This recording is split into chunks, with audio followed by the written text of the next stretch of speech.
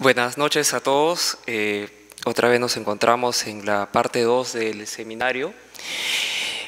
Bueno, ya está además, ya Pati contó un poco la historia. Teníamos un poco la intención de promover a través del Colegio de Arquitectos estos criterios, estas ideas sobre sostenibilidad, que en realidad a veces son un poco, digamos, un poco difíciles de coger, porque la verdad es que se puede interpretar el tema de la sostenibilidad desde muchos aspectos, muchos ángulos, y algunos pueden ser hasta antagónicos. Entonces estamos tratando de tocar aquellos que son más, digamos, más limpios, que tienen menos posibilidad de poder encontrarse un antagonismo que pueda terminar en un foro de discusión absoluta, ¿no? Bueno, el día de hoy lo que yo voy a encargar de explicar, de hablar o de, digamos, exponer es el tema de la iluminación eficiente. Para entender primero iluminación eficiente, nosotros, bueno, la mayoría de los que estamos acá presentes, que somos arquitectos,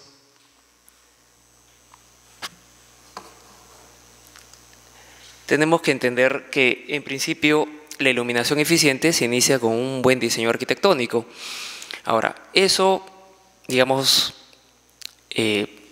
incorporar el criterio de iluminación es importante, como lo es incorporar o tener en cuenta todos los demás criterios. La idea no es dejar un criterio por otro, no es la intención, al menos no la mía.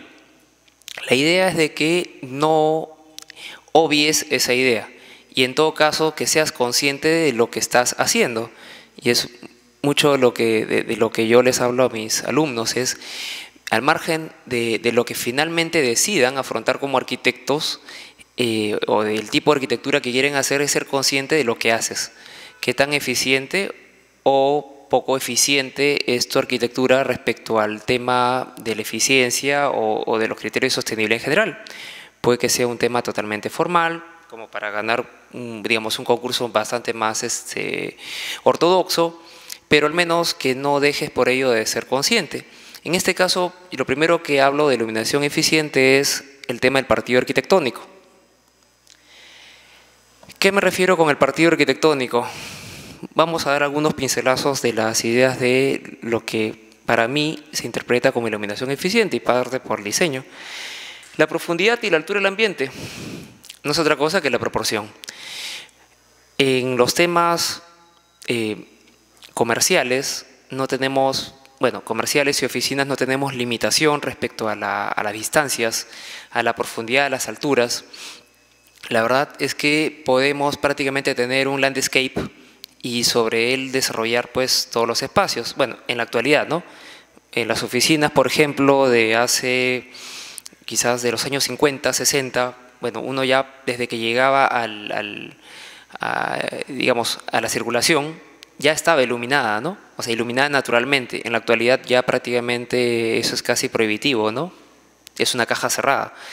Pero en general el hecho de querer iluminar a través de un solo lado no es que sea pésimo, pero simplemente es lo que estamos haciendo en la actualidad, y bueno, es poco eficiente.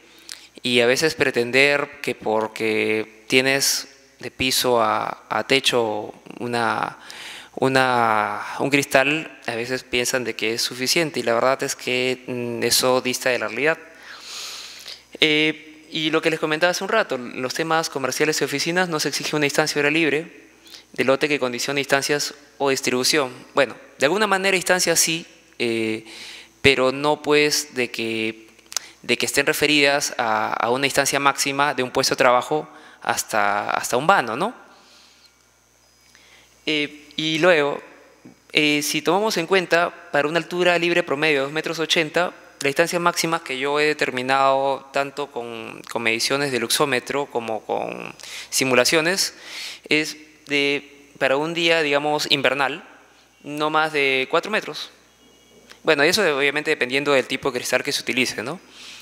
Y de eso también vamos a hablar más adelante, porque en aras de evitar la transmisión del espectro infrarrojo, que es lo que nos produce calor, o también por un tema formal, oscurecemos el cristal. Al oscurecer el cristal ya no ingresa la luz, pero logramos de que ingrese menos radiación infrarroja, que es la que nos produce la sensación de calor, y por lo tanto trabaja menos el equipo de climatización una con otra, ¿no? Entonces es un tema siempre a tomar en cuenta. Es cierto de que en algún momento alguien me ha dicho, sí, pero es más barato iluminar que enfriar. Es cierto, pero en todo caso tenemos que ser conscientes y poder medir hasta qué punto estamos, qué es lo que estamos haciendo, ¿no? Y no es tan difícil, o sea, la verdad eso lo hacemos con los alumnos de la universidad. El tamaño del vano y la proporción. Por ejemplo, ahí tengo un vano de piso a techo y de lado a lado, y un vano pequeñito. Si ponemos digamos, el plano de trabajo a 85 centímetros, en el caso inmediato de lo que está cercano a la ventana pequeña, se ilumina tan bien como el que está en el otro lado. Solamente que obviamente es puntual la iluminación mientras el vano sea más pequeño. Esto no le estoy diciendo nada nuevo, pero sí es el hecho de que se puede medir. Tenemos software de análisis gratuitos, ni siquiera para decir que tienes que comprar o buscar una versión craqueada. O sea, el Dialux, por ejemplo, es gratuito, el Velux es gratuito. Tenemos infinidad. Es más, para aquellos que manejan Revit en la nube pueden trabajar con el Zephyra. O sea, pueden trabajar en el entorno BIM casi de una manera, digamos, en tiempo real, tu proyecto, ir probando, planificando e ir viendo los resultados. Solamente que tienes que interesarte, digamos, un poco, ¿no? En fin, el tipo de cristal, la transmitancia. Y es un poco lo que yo les comentaba hace un rato, y es que el tipo de cristal, por ejemplo, este es un cristal oscuro, que tiene como finalidad, pues de alguna manera, evitar que, por un lado, evitar que la emisión infrarroja o la radiación en el espectro infrarrojo ingrese al espacio. ¿Y qué tan malo, qué tan bueno es? Bueno, la emisión infrarroja es la que nos hace sentir la sensación de calor. Ahora, con los alumnos hemos hecho varias pruebas. Vamos a ver si carga el video de repente. Bueno, ese cristal Furukawa, el último, reflejante y grueso con casi 8 milímetros. Tenemos 135 watts por metro. Por ejemplo, con la estación meteorológica también probamos tanto en lo que es emisión infrarroja como lo que es el espectro visible. Lo que pasa es que la energía del Sol tiene un amplio espectro digamos, de emisión, ¿no? La radiación. Entonces, la que sentimos nosotros como calor y la que nosotros utilizaríamos o utilizamos en los colectores solares es el espectro infrarrojo, y lo medimos en watts por metro cuadrado. Y lo que referimos al espectro visible no es otra cosa que, bueno, es una longitud de onda desde el rojo hasta el violeta, y es el espectro visible y lo medimos en luxes. Entonces necesitamos dos equipamientos para poder medir. Por ejemplo, en este caso estamos probando los que logra pasar 135 watts por metro cuadrado, cuando sin el cristal, por ejemplo, podría estar en 800. Entonces, ¿qué tan importante es eso en iluminación? En iluminación como tal, ahí no se está hablando de luxes, pero luego metro cuadrado con todos esos meteoros. Ya, ahora vamos a probar la transmisión. Ahí está, ese es un luxómetro. Lumínica.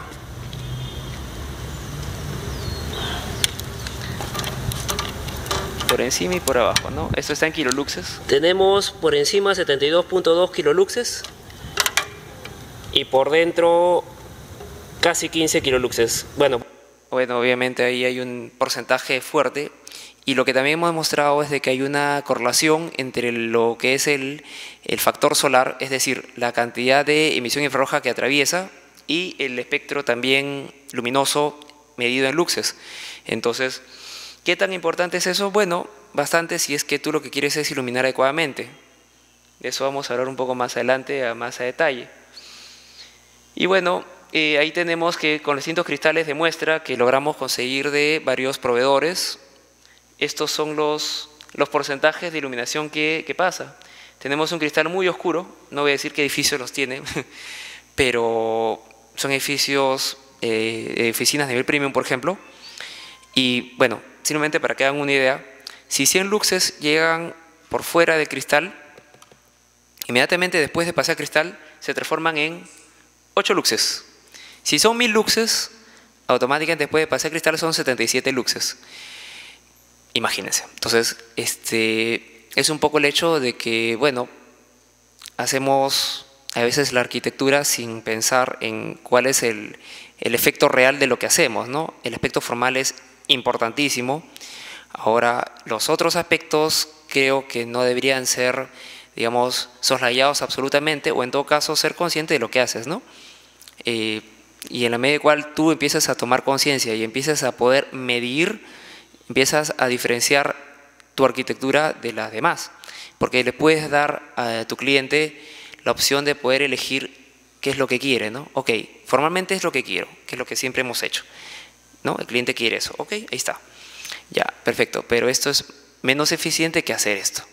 Entonces, en la medida en cual tú limites la posibilidad de elegir de cliente, entonces creo que no estás actuando, digamos, adecuadamente, ¿no? Ya sea o por ignorancia, porque no sabes cómo afrontarlo, o porque simplemente, bueno, te causa pereza o lo que fuese. Las obstrucciones del exterior también son importantes considerar. Esto es un edificio multifamiliar. Hice todo el análisis a partir de que tuvieron un problema con la Comisión de Arquitectura. Bueno, no puedo contar el caso específico, pero puedo contar en líneas generales. Sucedió de que, bueno, la altura había sido por una manera y luego hubieron problemas con la siguiente comisión que lo tomó y no querían dar la conformidad a un edificio que ya estaba habitado. O sea, imagínense, pónganse en los zapatos de esta constructora, ya se imaginan cómo estaban desesperados. Entonces yo hice un análisis de qué también se iluminaban, digamos, los que se asumían como antirreglamentarios para fines de la nueva comisión, y sucedió pues de que prácticamente teníamos casi como 3 pisos que estaban igual de iluminados. ¿Y eso a qué se debe? Llega un punto que la obstrucción, y eso bueno, ya lo digo por experiencia, es tal de que es casi una curva asintótica, donde unos 4 o 5 pisos se comportan prácticamente igual. Y eso porque se iluminan básicamente por reflexión del pozo. O sea, ya no se iluminan porque ingresa la luz. Es más, si el sol llega a caer es al mediodía y algún día del año. ¿Me entienden? Entonces, luego de mostrarle a la comisión que es lo mismo, una cantidad de pisos, empezaron a generarse una especie de huecos vacíos por ahí en la comisión porque dijeron, bueno, entonces el reglamento está mal. Y bueno, en realidad el reglamento es a veces superfluo, ¿no? Si algunos que son un poco mayores, los que tenemos más de 35 o 30, no, 35, nos acordamos del Reglamento Nacional de Construcciones y cómo estaba estructurado. Eran probablemente un poco menos permisibles respecto a eso de los tercios de altura, tenía otra forma de redacción, ¿no?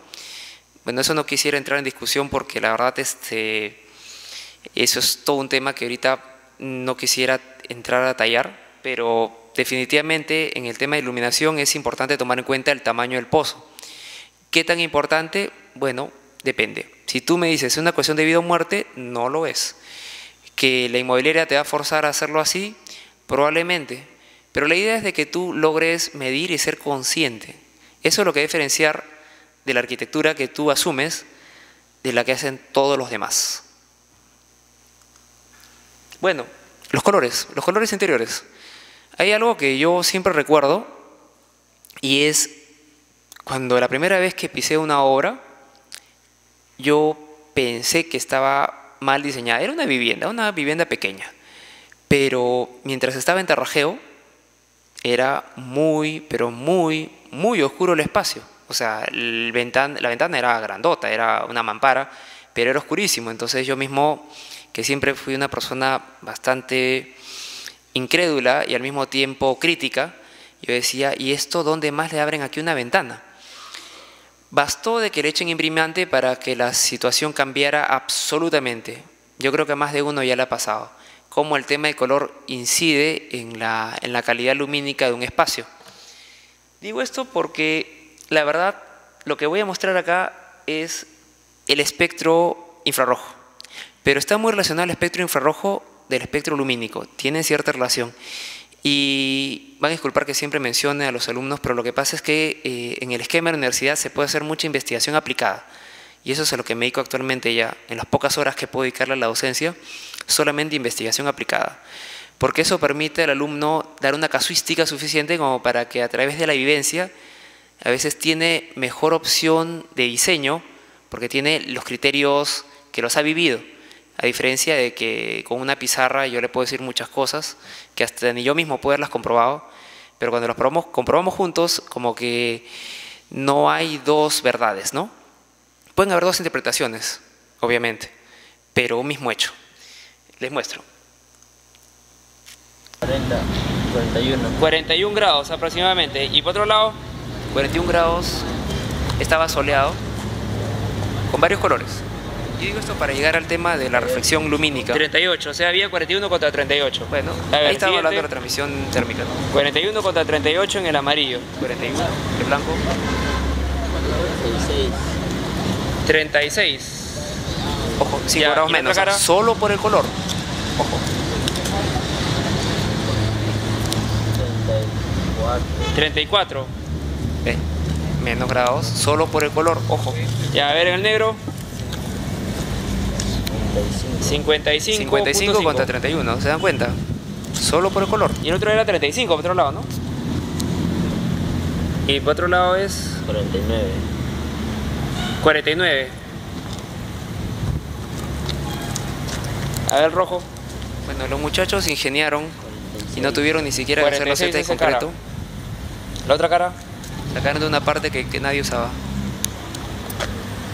42-1. El lado que está, digamos, en sombra es el color concreto, o sea, no está pintado. 51-4. Contra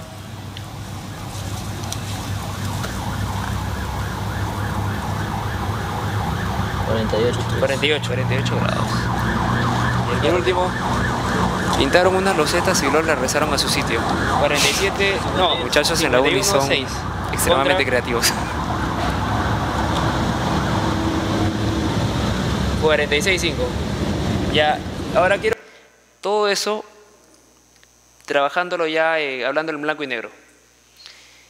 Si lo llevamos esto a la escala relativa, de saber, bueno, eso sí, usamos de pie forzado, que blanco es una reflexión lumínica o se refleja el 90% de la luz que le incide, y el negro 0.05, por una relación de temperaturas, podríamos también determinar más o menos la reflexión lumínica.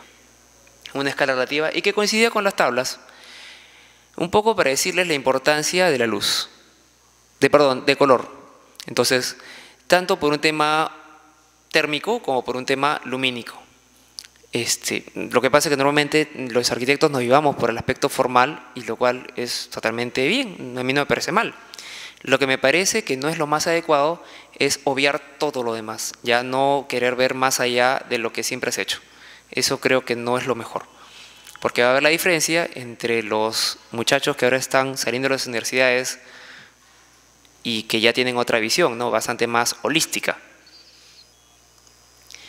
Bueno, para iluminación eficiente también tenemos que conocer la normatividad, y ahí tenemos un problema, les cuento. De repente por ahí más de uno ya la vio. Para hablar de iluminación eficiente tenemos que conocer las normas de reglamento, primero las A0 algo, que son las de arquitectura, y la norma EM010. El pequeño problema de la norma EM010, a mi modo de ver muy personal, es el artículo 3. Y les voy a explicar por qué. Esta parte. A continuación se presenta la tabla de luminancias mínimas a considerar en lux. ¿Cuál es el problema ahí? Bueno, el problema es de que esa tabla, que yo, claro, no puedo asegurar porque yo no fui parte de esa norma en ese año, pero estoy casi seguro que fue copiada de algún lado. Y normalmente en la bibliografía internacional, en las normas internacionales, dice E, que significa iluminación, y hay una M chiquita, que no significa mínimo, significa iluminación mantenida, media, no mínima.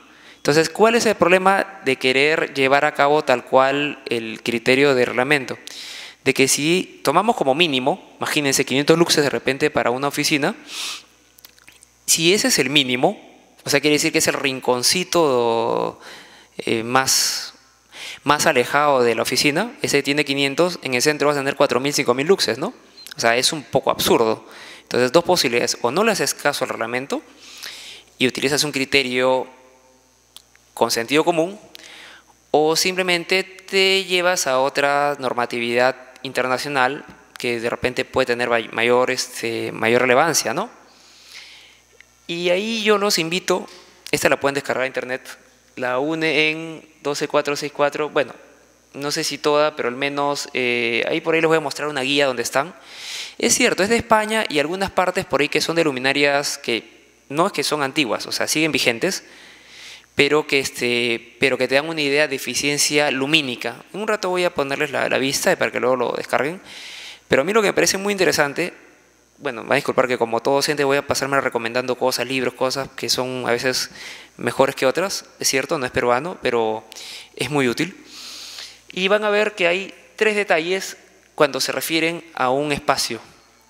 El primero es la EM Lux, que significa nivel de iluminación mantenida media. Ojo, no mínima. La M chiquita no significa mínima, sino media. El UGR, que no es otra cosa que el deslumbramiento, entendido de la manera más sencilla. Y el otro es RA, que viene a ser el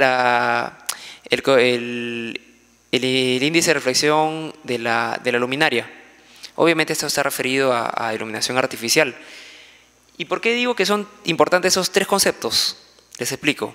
Imagínense de que ustedes van a diseñar o van a hacer un espacio donde van a ver, bueno, no sé, una tabla de una planta donde va a pasar un proceso productivo. Entonces hay que tener buena iluminación y tienes que tener un UGR, que es un nivel de alumbramiento pequeño. ¿Eso qué quiere decir? Que tiene que ser un número que está entre 10 y 31, pero más cercano a 10 que a 31. Quiere decir que es más homogéneo.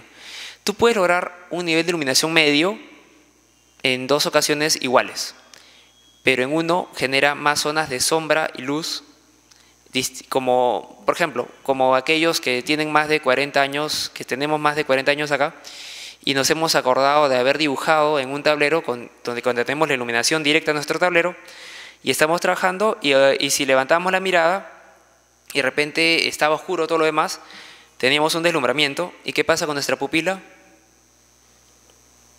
Se pone más angosta, luego crece, y ese es el cansancio. Entonces, a eso se debe el UGR.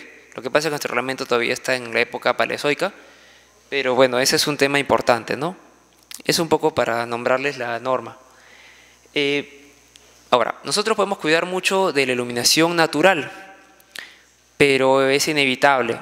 Los seres humanos urbanos no dormimos cuando la luz, el sol se oculta en el horizonte. Seguimos despiertos y eso implica la necesidad de utilizar iluminación artificial. Es inevitable, es parte ya de nuestra cultura. ¿Qué implica eso? Conocer primero algunos criterios muy básicos de iluminación artificial. Por ejemplo, temperatura y color, índice de reproducción cromática. ¿Cuál es la diferencia entre uno y otro? Temperatura y color es el color de la luz. Si nosotros vamos por la calle, podemos ver que de repente tenemos una luminaria de calle amarillenta, pero a la hora que vemos nuestra mano, vamos a ver que tenemos un color verdoso en nuestra mano. Y es cierto, es una luz amarilla, pero nuestra mano es verde o morada. O sea, casi como un zombie. Como si estuviéramos 4 días bajo tierra y que nos han despertado. Una cosa así. Y sin embargo, bajo la luz incandescente, que también tiene una luz amarillenta, nuestro color se parece al que tenemos en el día. Ya. El color de la luz es la temperatura de color y está referida a un cuerpo que es calentado hasta una temperatura. La luz blanca se asocia con una temperatura de color aproximadamente de 5.000, 6.000. La blanca cálida, que se le denomina las luminarias, es casi 3.000 y la cálida es 2.700, que viene a ser casi como la luz incandescente. Y el índice de reproducción cromático es que también reproduce los colores respecto al día. Algo que siempre yo reitero es de que, por ejemplo, la luz fluorescente no reproduce tan bien los colores cercanos al rojo. Y ahí tenemos 2 casos que siempre menciono. Es más, creo que los mencioné en el anterior charla.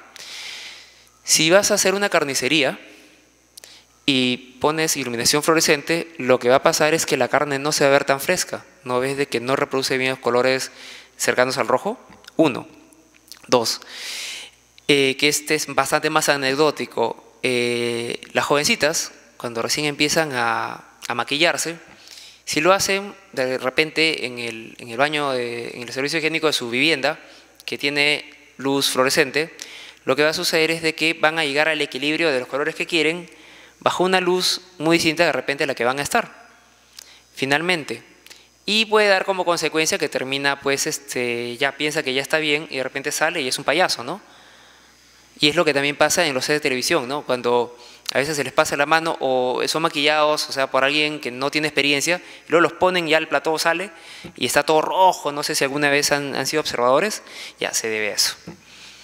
Normalmente la luz en la televisión es muy intensa, ¿no? Pero hay que cuidar también qué tanto, ¿no? Por eso también es la experiencia a veces del maquillaje. Otro término que hay que diferenciar es lámpara y luminaria. Digo esto porque lámpara bueno, nosotros siempre referimos a lámpara quizás al artefacto que tenemos sobre el velador, ¿no? En nuestro dormitorio. Pero en el término más exacto, más técnico, lámpara es cualquier artefacto que produce una emisión luminosa. Podría ser, por ejemplo, un leño que le prendemos fuego, eso ya es una lámpara. Como también lámpara puede ser un foco incandescente, puede ser un foco ahorrador. Bueno, no es foco, digamos una lámpara ahorradora, fluorescente. Como puede ser un dispositivo de vapor de sodio a baja presión. En fin, luminaria es todo el artefacto que incluye a la lámpara. Por ejemplo, bueno, en este caso no hay, pero si ustedes van posiblemente a un banco, vean unas rejillas con unos fluorescentes en el interior. Entonces, todo eso, más el balasto, más toda la carcasa, esa es la luminaria.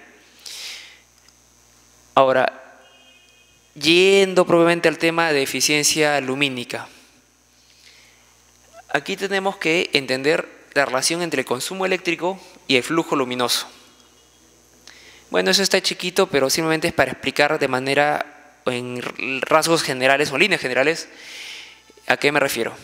Por ejemplo, la luz incandescente parte de generar, digamos, una cantidad de calor muy alta que pasa a través de un filamento wolframio y el cual al entrar en incandescencia genera luz a partir de calor, ¿me entienden? O sea, así funciona, por eso es poco eficiente. El fluorescente no es otra cosa que una descarga, digamos, es el paso de la corriente por dos electrodos en en un torrente de gas de mercurio, sodio, bueno, mercurio y sodio principalmente. Entonces, ese es bastante más eficiente. Ahora, el que ya es lo más eficiente en la actualidad es el LED, que no es otra cosa que el mismo paso de la luz a través del diodo es lo que genera, o sea, es lo que se ve como electricidad. Entonces, esa es la más eficiente. ¿Qué pasó con el LED? Eso lo voy a contar en un ratito. No voy a extenderme demasiado, pero sí algunos detalles importantes. Pero vamos a ver que la incandescencia está alrededor de 20 lúmenes por cada watt. Lumen es la unidad luminosa, mientras que el fluorescente está alrededor de los 60, 70. Y en la actualidad he llegado a ver en una de las casas comerciales, no puedo decir nombres porque no estamos haciendo publicidad a nadie, pero que ofrecen hasta 80 lúmenes por watt, o sea, casi como un LED. Ahora ya es la competencia de fluorescente por mantener su hegemonía antes que el LED pueda realmente salir. Siempre es lo que pasa con las tecnologías, ¿no? O sea, siempre hay una lucha hasta que ya termina siendo vencida. Ya vamos a explicar cuáles son los temas del fluorescente también. Esto no es otra cosa que un cuadro de una casa comercial típica grande que vende todo tipo de cosas de ferretería, que ahora ya se dan el lujo de presentar, sin que haya por medio un expositor, comparaciones respecto a una luz incandescente y un foco ahorrador o un foco LED y los ahorros respectivos. O sea, ya esto ya no es una cuestión velada, no es que lo prenden solo acá, pueden ir a esas casas comerciales y lo van a ver en muy indirecto y no necesariamente es mentira, puede estar un poco apañado. ¿Y saben cuál es la trampa? Les cuento. La trampa siempre es compararlo con el incandescente. Obviamente, si lo comparas con el incandescente, todo es ideal, ¿no?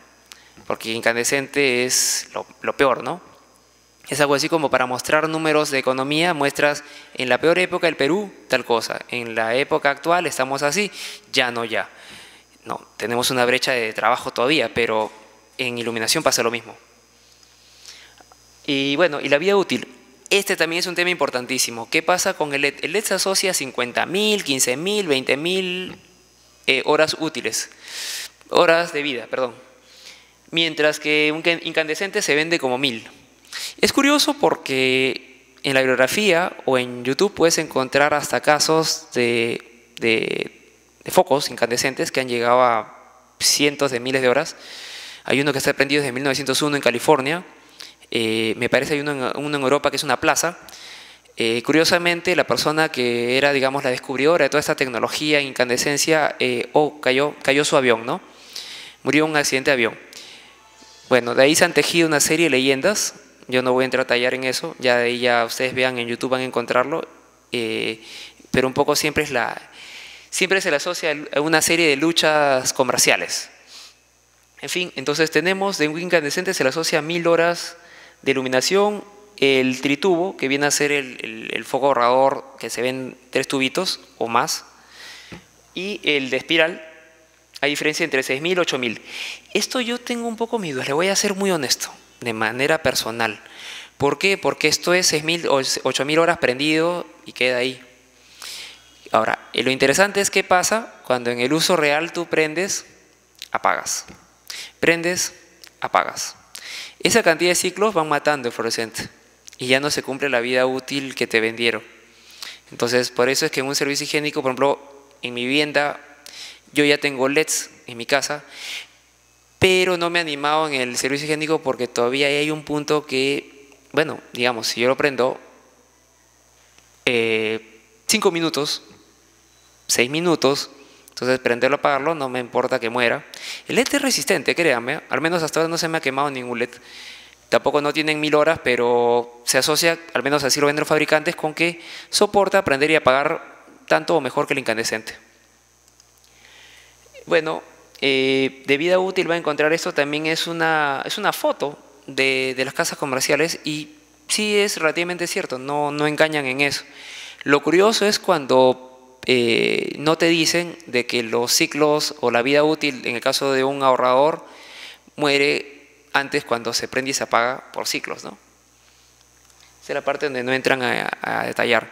Ahora, hay marcas, por ejemplo, la marca XY, aunque está el nombre creo por ahí, Philips, su enfoque de ciclo de vida y su análisis de sostenibilidad ya está relacionado a varios aspectos. Eficiencia energética, si tiene sustancias peligrosas, el embalaje, la fiabilidad de por vida, reciclabilidad y peso. Sustancias peligrosas, de repente esto no sé si lo habían oído antes. Yo creo que la mayoría tiene en su vivienda una lámpara mini compacta ahorradora, ¿no? Y bueno, no se hace problemas con ella. Pero alrededor de ello se ha tejido todo un tema real por el uso de mercurio. O sea, ya casi nadie tiene termómetros de mercurio en su casa, a menos que los haya comprado en 1990 o antes. Pero realmente ya el mercurio no está en nuestras casas, pero sí, aunque no lo crean, está en las lámparas.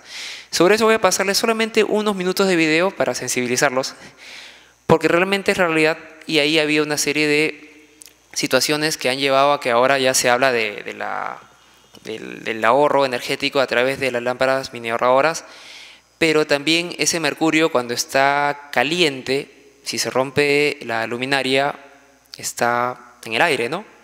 Y bueno, uno puede respirarlo, si es que se rompe, obviamente.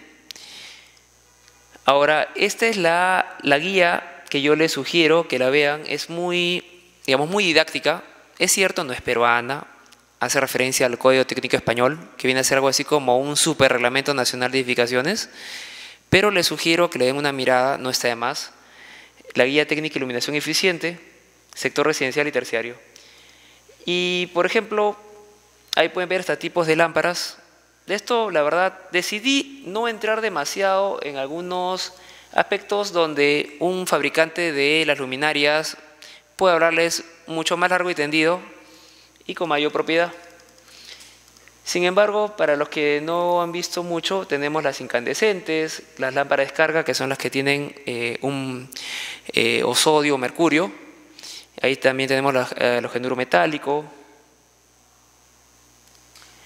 Luego las de sodio, mercurio a alta presión.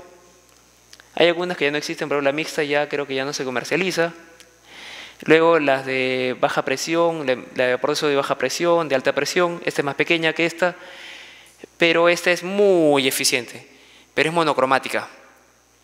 Un carro de color verde desaparece bajo esa luz, se los aseguro.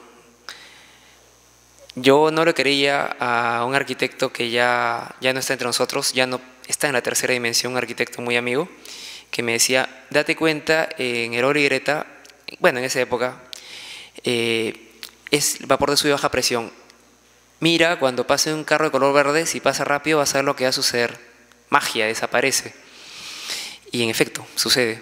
O sea, tú ves como que un cambio. Es una cosa anecdótica, pero es muy eficiente esa luz. Y bueno, y acá también aparece la tecnología LED y te sugieren, según el uso, qué tipo de lámpara se necesita. No es que esto sea lo mejor necesariamente, pero es lo más didáctico que yo he encontrado. Y en 57 caras tienes una idea bastante interesante. Es cierto, no entra mucho en lo que es tecnología LED, no pareciera muy actual esta guía, pero creo que es suficiente para darte una idea bastante interesante. Y aparte llega a entrar en los parámetros normativos de la UNEN 12464, que aunque por ella ha sido actualizada, de todas maneras hace referencia a los conceptos que me parece que deberían de ya actualizarse en el reglamento, ¿no? Tanto el nivel de iluminación mantenida, media, ojo, media, no mínima, hay un error salvaje en el reglamento. Luego el UGR y el índice de reproducción cromático que tiene que haber en ese espacio. Bueno, y de ahí pasamos ya a luminarias que se podrían entender como eficientes. Ahí tenemos LEDs. Me di la molestia de ir con alumnos, hicimos visitas guiadas, a que veamos qué tan cierto es de que el LED ya es el presente, ¿no? Porque a veces se habla y a veces uno siente que es el futuro. No, ya es el presente. Mal que bien. Hace 5 años yo dudaba del LED, porque hace 5 años vi una obra que le habían puesto con mucho entusiasmo el LED, aparte que era carísimo, y su índice de reproducción cromático era para llorar, o sea, era pésimo. O sea, uno ponía la mano, mi mayor referencia siempre es mi mano. Sé qué color tiene mi mano. No sé el color de la mano de otra persona, pero la mía sí. La pongo bajo esa luz y ya me doy cuenta qué tan bueno es. Entonces, de por sí, para que te des cuenta qué tan buena era hace 6, 7 años, vean en las esquinas donde les venden esas linternas que son muy luminosas, a veces en las esquinas, que te la venden a 2 soles, 3 soles, ya, de esa categoría era. Dense cuenta, apunten a su mano y van a ver qué color hay. Los precios ya cada vez son bastante más razonables y el consumo no diferencia mucho del fluorescente, no diferencia mucho. Entonces a eso puede un poco ser un disuasivo si es que lo que tú quieres es decir, quiero ahorrar. Por eso es que se compara el LED con el incandescente. Sin embargo, hay un punto de inflexión por la vida útil, sobre todo en el tema doméstico, y eso lo voy a explicar luego con un ejemplo que he preparado. Más tecnología LED y ya un poco más decorativa, un poco más cara de repente, 4 watts, 5 watts, pero decorativa al fin. Aquí, por ejemplo, 15.000, habla de 15.000 horas, son bastante más prudentes, no ofrecen los 25.000 o 50.000 con los cuales se venden los LEDs, en la medida de cual es más amarillo el LED y su índice de reproducción cromático es mejor, su vida útil ofrecida es menor. Miren, un anaquel gigantesco lleno de LEDs. O sea, ya no es de que es algo para buscar, que solamente hay 2, no, hay todo y de todas las marcas. Aquí me quiero detener unos segundos, y esta es un poco la guerra de entender todavía de que una oficina tenemos que iluminarla por tubitos. ¿Qué es lo que pasa en la actualidad? Ya existe el tubo LED, claro, no se pone directamente en la luminaria como tal, que conocemos en la actualidad de fluorescente, o sea, tiene que haber unos cambios de promedio, pero podemos ver un tubo finalmente. Pero no es otra cosa que si aquí lo rompen, van a darse cuenta que es 1, 2, 3. Está faceteada las placas LED. O sea, si metes un recubrimiento de juego, el hecho de que se vea en un tubo. Y es carísimo. Comparen, 6 soles contra 80. Ya entiendo por qué estaba el anaquel lleno. No es tan fácil, obviamente, convencerse si es que la eficiencia no es tan distinta. Y sin embargo, por ser LED, 80 soles contra 6, donde yo dije, wow, ya entiendo por qué estaba lleno. Bueno, y aparecen ya los paneles LEDs. Por ejemplo, Philips, Sodimac, ya tienen, bueno, Philips tiene los propios, Sodimac y todas esas casas comerciales tienen también unos chinos, una marca peruana, Portalámparas, también ya tiene el suyo. Entonces, ya iluminan, ya se están olvidando un poco la idea de del elemento con una óptica donde son tubos. Obviamente hay un periodo donde tiene que ver de adaptación, de cambio, donde la idea sería utilizar la misma óptica, o sea, la óptica. ¿Qué me refiero con la óptica? Lo que pasa es que, por ejemplo, una rejilla que se utiliza en una oficina, por ejemplo, que se ven unas rejillas, la óptica está preparada para llevar el flujo un poco más hacia abajo o abrir el haz. Si está pensada para que sea un poco más alta la óptica, concentra más la energía abajo y tiene que ser más puntos cercanos porque la idea es para que esté más elevado. ¿Me entienden? O sea, dos luminarias que vende, por ejemplo, no sé, no quiero dar marcas ahorita, pero Philips o Portalámparas no van a ser para el mismo uso. Una puede ser para usos donde esté un poco más alto o un poco más bajo, dependiendo del diseño. Aunque no lo crean, se pueden ver iguales, pero no funcionan igual. Y bueno, y ahí ya vemos los momentos de conversión de algunas marcas donde presentan su marca típica y la forma LED con las eficiencias del caso. Obviamente no hablan de costos. Ahí es la parte donde ya un poco a veces uno empieza a desconfiar, ¿no? Oye, háblame de costos. No, pero es buena. Sí, pero háblame de costos. Es buena. Sí, pero háblame de costos, ¿no? O sea, si es que algo va a ser viable, acuérdense que la sostenibilidad es la intersección de lo ambiental, lo social y lo económico. Si algo es ambientalmente bueno, socialmente aceptado, pero no es económico, no es sostenible en el tiempo. O sea, date cuenta. Si tú eres una persona con ingreso básico, ir todos los días en taxi a tu trabajo de repente no es sostenible. Puede ser bueno, cómodo, pero no sostenible. Ya igual, en tu casa jamás vas a poner algo que te va a costar 1.000.000 de soles por ponerlo, ¿no? Por más que sea ambientalmente bueno. Loco, nadie está tan loco, ¿no? Y bueno, la guerra del fluorescente compacto, que no va a irse tan rápido. Es más, ya hasta por ahí empiezan a ofrecerlo 10.000 horas, empiezan a subir. Yo tengo mis dudas, yo no quisiera tampoco exponer todas mis desconfianzas, pero ya empiezan a subir los tiempos, ¿no? Ahora, ¿cuál es el tema con los fluorescentes? Les voy a dar 4 minutos, como que se seca mi garganta, como que se humedece un poco. Les voy a mostrar unos minutos nomás, ya luego lo terminan de ver en su casa. Es un programa de Deutsche Welle, alemanes, ojo, no es por si acaso el programa de los domingos de tal canal, donde puede ser totalmente, digamos, prensa amarilla, ¿no? Esto es tal cual, o sea, es algo muy serio, no es un juego.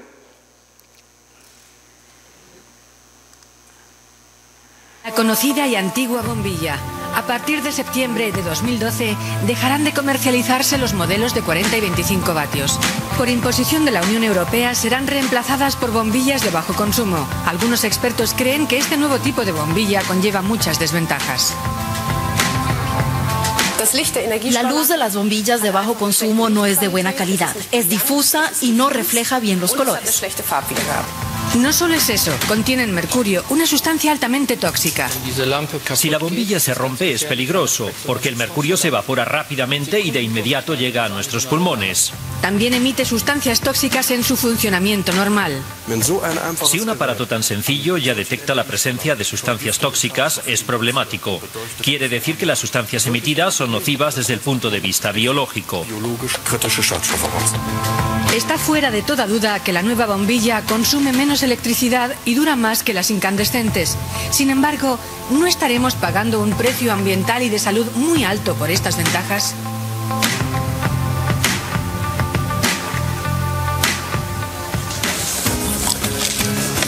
La guardería Volksdorf, al noreste de Hamburgo. Los niños aprenden jugando cuáles son las diferencias entre las bombillas incandescentes y las de bajo consumo. Aquí tengo unas bombillas de bajo consumo que son diferentes que las bombillas incandescentes que han pintado aquí. Existen estas con las espirales y también las largas que seguro que tienen en sus casas en las lámparas.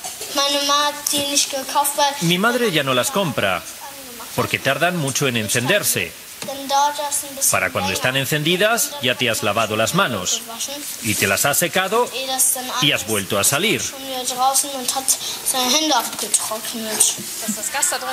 La educadora quiere practicar con los niños qué hacer si se rompe una bombilla de bajo consumo.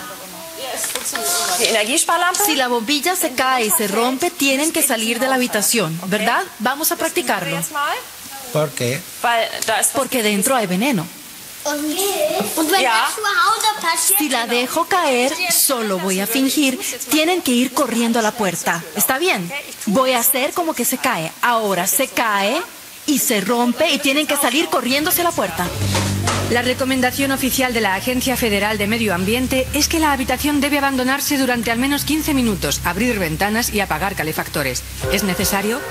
El Laboratorio Privado de Analítica Química y Microbiológica estudia sustancias tóxicas desde hace años.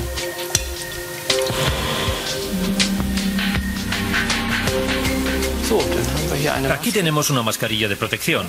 Hay que cubrirse la cara.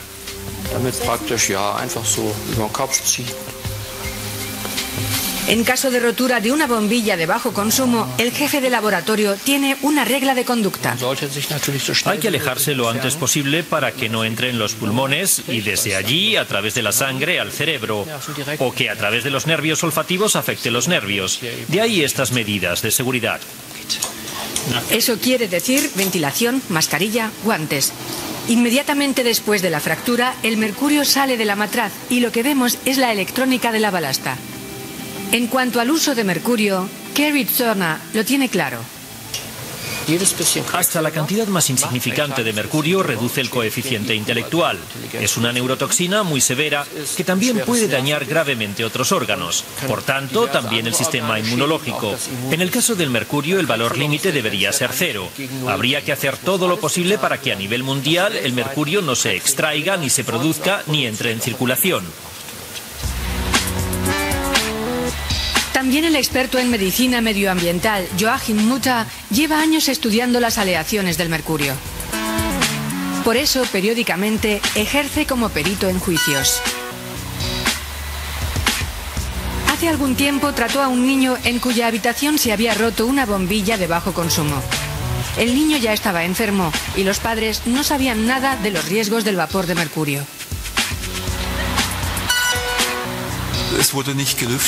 La habitación no se ventiló y los cristales simplemente se tiraron al cubo de la basura. El niño siguió durmiendo en su dormitorio. En la primera semana le salió... Bueno, ya una idea. Ya terminan de verlo en su casa, porque para eso no es la idea que hayan venido a ver el video. Pero un poco para sensibilizar del hecho de lo que estamos teniendo en nuestras casas, ¿no? O sea, yo ya de hace un buen tiempo ya tengo LED. Y yo le voy a mostrar por qué sí es razonable la inversión. Vamos al tema. A nivel doméstico, que es, digamos, extendible. A todo esto, yo estoy utilizando una matriz de trabajo muy parecida a la del Fondo Mi Vivienda. Les cuento. El Fondo Mi Vivienda está sacando un fondo verde, para poder apoyar a las iniciativas verdes hasta un porcentaje. Preferiría no entrar al detalle de eso porque eso me extendería una exposición de una hora y la verdad que le correspondería al mismo fondo de mi vivienda, pero ya lo está sacando este año, ya lo presentó en diciembre. Entonces, bajo esa metodología yo he hecho algunos ajustes y la estoy presentando. Los focos incandescentes, un sol 50 más o menos, lámparas ahorradoras, como verán ya hice mi estudio de mercado con los alumnos, también lo estuvimos haciendo, y las lámparas LED de 12.5 watts, esta es el símil de esta cuesta 15, esta cuesta 40, o sea está un poco más del doble, ¿ya? Esta 13.90, entonces así empieza a encontrar, y estas son iguales que esta para fines de eficiencia, mejor dicho, no eficiencia lumínica, pero sí me refiero a eficiencia de uso en sí, ¿no? Ahora, vamos a imaginar una vivienda típica de 3 dormitorios y un espacio de estar, y bueno, y vamos a ver que nos encontramos con que el consumo de unidad watt por hora, teniendo en cuenta las lámparas incandescentes, la ahorradora y la LED, y el costo de adquisición en soles. 15 soles, iluminamos toda la casa con focos típicos. 141 soles iluminamos con lámparas ahorradoras y tararán, 374 soles y le ponemos LEDs. Consumos 625 watts cada hora, 162 y 100 watts cada hora. Y o sea, toda la casa me refiero, ¿no?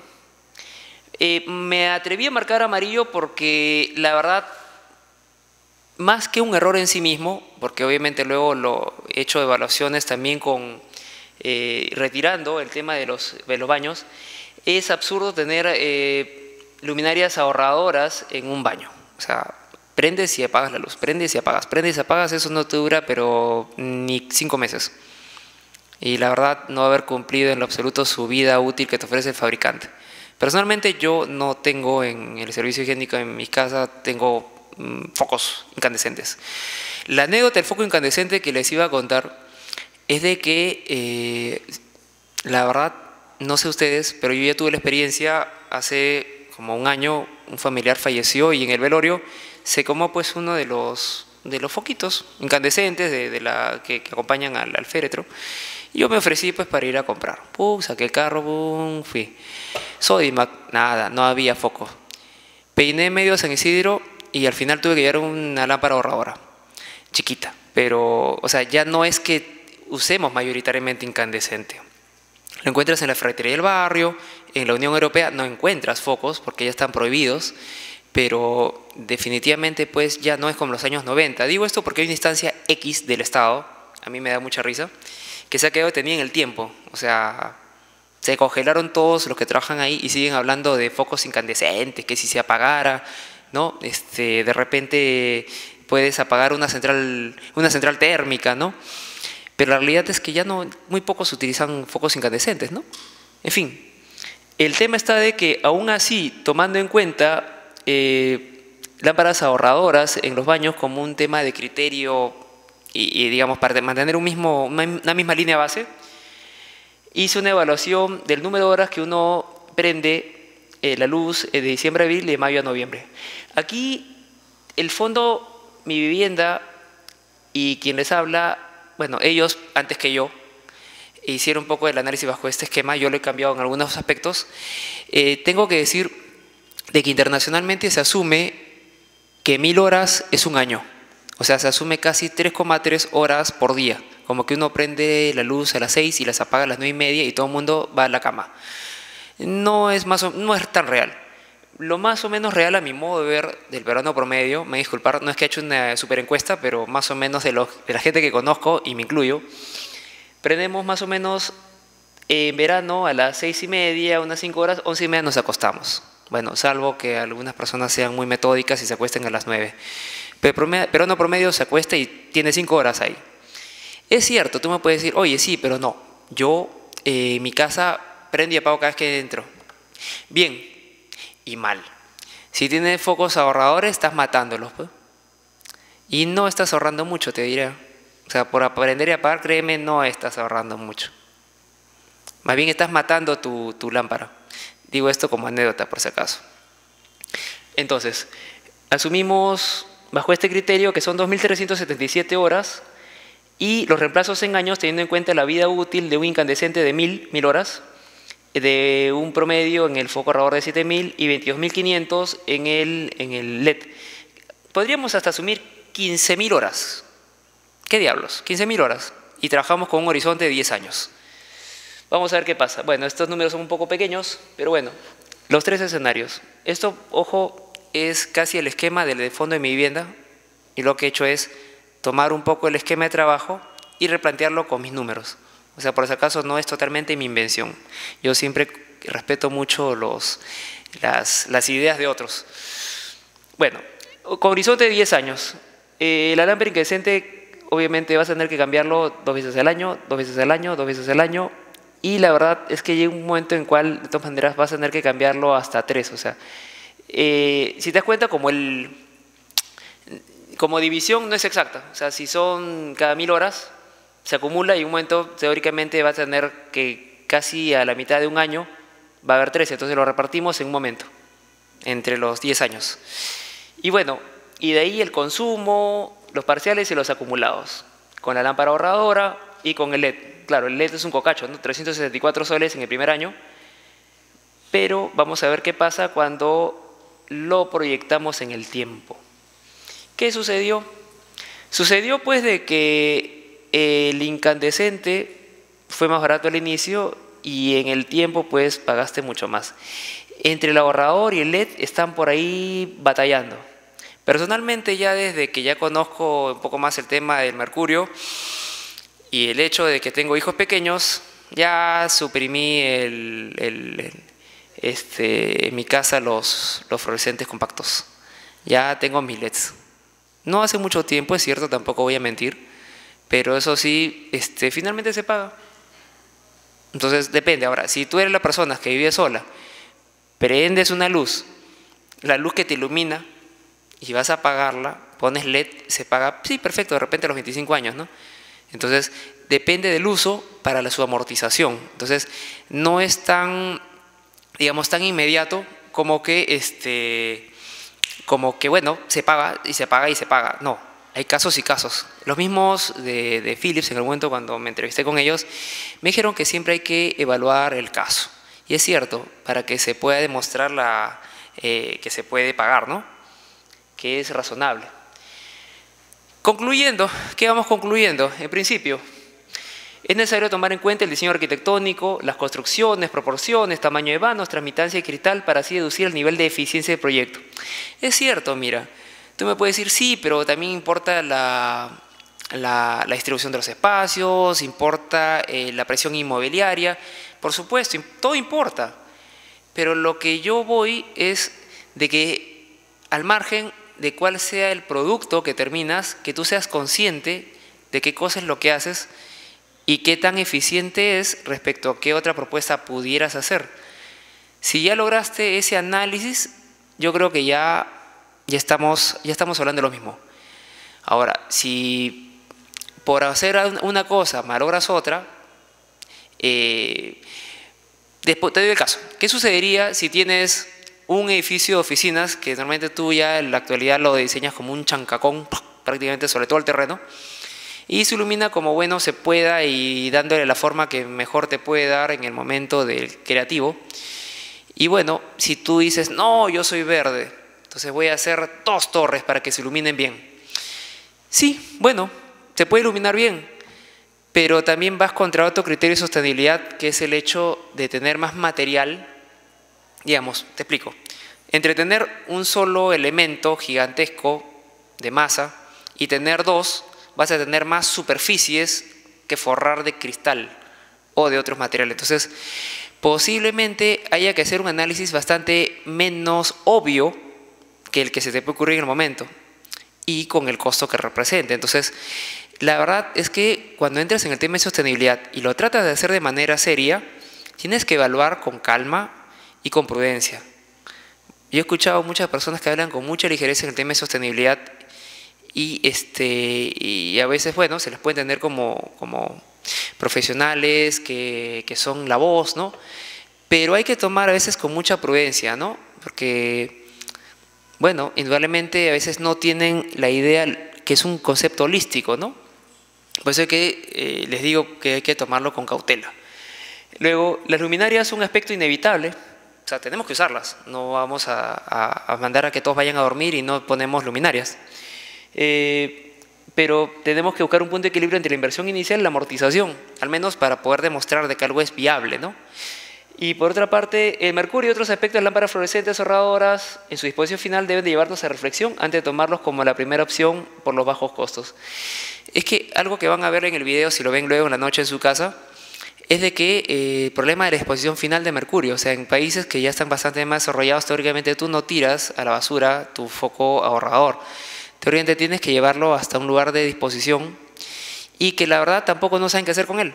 Lo único que hacen es acumularlo, porque están dejando a las generaciones, a unas 2 generaciones más, a ver qué rayos hacen con eso.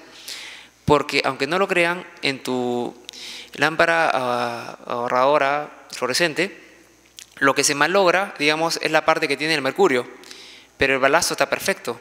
Tanto así que ya van a ver en ese mismo video de que en ciertos países del Oriente vas a ver en condiciones infrahumanas gente sacando la parte de arriba casi a mano y cogiendo el balasto y lo reusan, ¿no? ¿Me entienden? Entonces es lo anecdótico también de la exposición final de estos elementos. Luego, de ahí, las lámparas LED ya son el presente, pero ojo, no en todos los casos pueden ser recomendadas porque su amortización dependerá tanto de las horas de uso como de la vida útil. La vida útil es larga, pero como les dije, por ejemplo, en ese fluorescente, que estamos 6 soles contra los 80, no es tan fácil vendérselo a alguien. O sea, yo no sabría cómo vendérselo.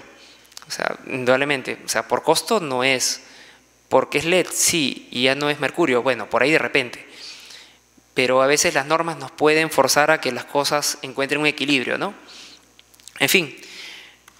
Bueno, muchas gracias. Ya luego viene el otro tema de mi parte. Ahí tienen forma de contactarse si quieren ver algunos aspectos. Espero que haya sido de utilidad. No quise entrar en el tema de las luminarias como tal al detalle porque creo que un fabricante va a poder hablar con más detalle. Es como los remedios, ¿no? O sea, realmente prefiero hablar más del esquema global. Bueno, gracias. Buenas noches. Es un gusto estar aquí, expresarles un poco las experiencias que hemos tenido en estos años con respecto a esta difícil tarea no de tratar el desagüe, sino de que se acepte como proyecto, que se acepte como parte del progreso de un país. Hemos tocado puertas muchos años, demostrando económicamente su viabilidad, pero aún así no se tomaba en cuenta en muchos proyectos. Entidades públicas y privadas, centros comerciales, como por ejemplo en Lurín, donde ya Sedapal no puede captar ni un litro más de desagüe porque su red está al tope, está colapsada. ¿Qué hacen?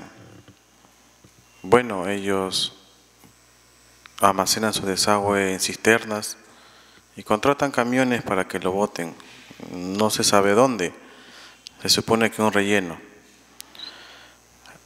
Pagan 80 soles por metro cúbico. Se les sustenta que es muy caro, que se puede tratar su desagüe, se puede regar con agua tratada, se puede usar en baños, pero no invierten. Pero a veces también salen leyes y hay algunas que obligan a las empresas o premios a que puedan emplear esto en sus proyectos. Entiendo que me estoy dirigiendo a arquitectos todos, y siempre van a tener un ingeniero sanitario ahí molestándolos un poquito porque cada uno pone un planteamiento, el ahorro del agua. Entonces nosotros queremos explicarle primero que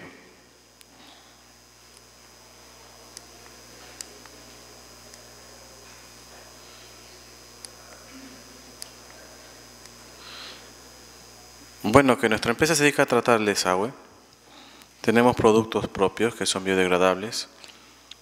Lo primero que hacemos son eliminar olores. A veces hablamos de desagües y pensamos que esto debe ser algo que apesta y tenemos que ponerlo muy lejos del edificio. O un sistema de ventilación industrial complejo. Pero a veces hay sistemas que pueden evitar el olor inmediatamente. Para eso vamos a mostrarle unos videos y vamos a hacer unas demostraciones y para que ustedes vean cómo producimos oxígeno en corto tiempo. Porque el desagüe, si tiene problemas de olores, es porque tiene problemas porque no tiene oxígeno. Eso es lo principal que uno tiene que ver para tratar el desagüe. Inyectar oxígeno. Y nosotros inyectamos de otra forma rápida. Pero primero vamos a mostrar qué dice hay un código técnico de construcción sostenible. Hemos participado en reuniones cuando se estuvieron desarrollando estos puntos. Fuimos invitados, indicamos la necesidad, los problemas del día a día. Y vamos solamente a mencionar lo que la Dirección Nacional de Salud indica. Bueno, ellos dicen que en los hogares el consumo de los baños representa un 60% y el de la cocina un 30%. Sobre ello, ellos continúan indicando que es importante que en adelante toda cometida debe tener medidor. Ellos sugieren para bien, en lo cual compartimos, medidor para todo. Mide tu agua, mide tu desagüe, agua tratada. Controla todo. El agua cada vez es más escasa. Ya más adelante ya no se va a regar jardines con agua potable. Entonces hay que controlar todo. Toda edificación nueva debe ser entregada a su propietario con aparatos y productos sanitarios que tengan ahorro de agua. Toda edificación debe ser entregada con instalaciones sanitarias para aguas residuales tratadas. Hay premios, hay premios. Hay reconocimientos, los hay. Hay penalidades, también hay. Hoteles que pagan 19.000 soles mensuales porque Sedapal llegó en una visita inopinada, sacó una muestra y excedió los valores máximos admisibles. Hay fórmulas para calcular la multa y la penalidad. En función a cuánto te excediste de DBO, cuánto te excediste de aceites y grasas, cuánto te excediste de DQO, de soles suspendidos, cuál es la cantidad de agua que dice tu medidor, por lo tanto tú me estás contaminando una cantidad de dinero, me estás perjudicando y tienes que pagar una sanción.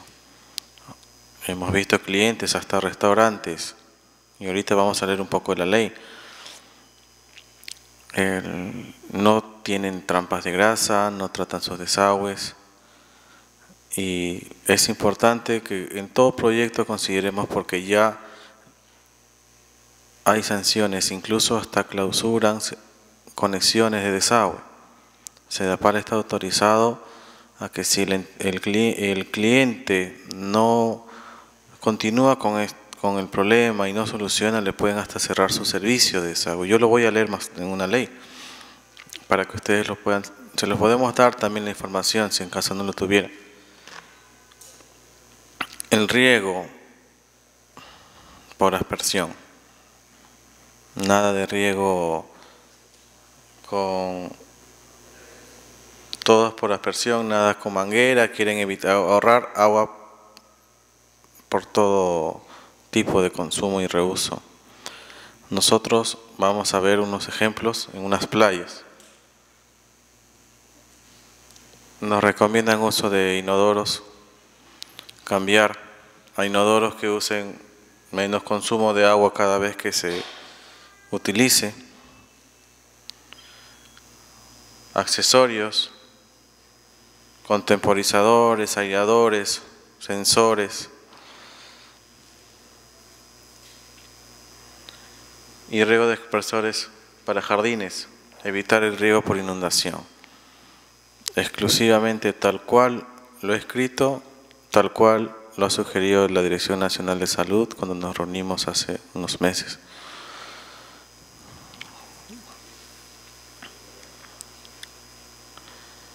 Ahora empieza el concepto de las aguas. Se comenta del desagüe. ¿Qué vamos a tratar? ¿El desagüe completo?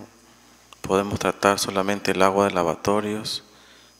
¿Qué se puede tratar? ¿Qué no se puede tratar? Empezamos a diferenciar los tipos de aguas, porque cuando no tengamos reuniones con los profesionales, tenemos que hacer una evaluación de oferta y demanda. ¿Qué pasaría si el agua del lavatorio no es suficiente para usarlo en riego? Me falta agua para tratar. ¿O qué pasaría si me sobra agua para tratar? ¿Qué hago con la diferencia? ¿Qué pasa si diseñé una planta de tratamiento de agua muy grande y no necesito reusar todo? Todos esos criterios los vamos ahorita a ver. Porque uno aprende en base a experiencia y empezamos a conversar mucho con los arquitectos y ellos comienzan a decirnos qué pasa con esto. Y las preguntas van, vienen y ahí se empieza. Esto no nos han enseñado en la universidad. De verdad. A mí, al menos en la uni, no hemos visto agua tratada. Yo he egresado el año 2000 y no había todavía estos temas de reuso. Entonces vamos a diferenciar. Los desagües hay domésticos e industriales. Estamos hablando en edificaciones. Los domésticos tenemos aguas grises provenientes de lavatorios, duchas y lavarropa. En las aguas negras de inodoros urinarios. Hay algunos proyectos donde los urinarios se considera como gris.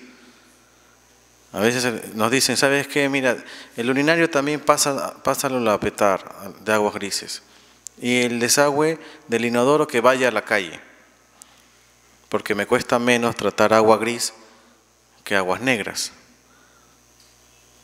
Porque las aguas negras tienen excretas y eso origina un mayor tiempo en su tratamiento. Tienes que eliminar los coliformes, tienes que limpiar más constantemente la planta. Pero antes también tenemos desagües industriales que provienen de las cocinas. Hay edificios que tienen solamente una red netamente de cocina, de todos los pisos hasta una trampa de grasa en el piso de abajo. A veces también usan, no sé si han escuchado de la marca Helvex, unos interceptores de grasa. No sé si han visto esos lavaderos que tienen debajo una cajita pequeña, metálica. Eso se llama interceptor de grasa. No es trampa de grasa, es un interceptor. La diferencia, una trampa de grasa se diseña para que se limpie mínimo cada 7 días. Estos interceptores deben limpiarse casi a diario. Y es incómodo porque si usted lo ha visto, si alguien ha tenido la oportunidad, sacar esos interceptores es un trabajo engorroso de un par de horas. Y a veces en los hoteles o en los edificios la cocina trabaja las 24 horas y no puedes estar ahí retirando porque están trabajando.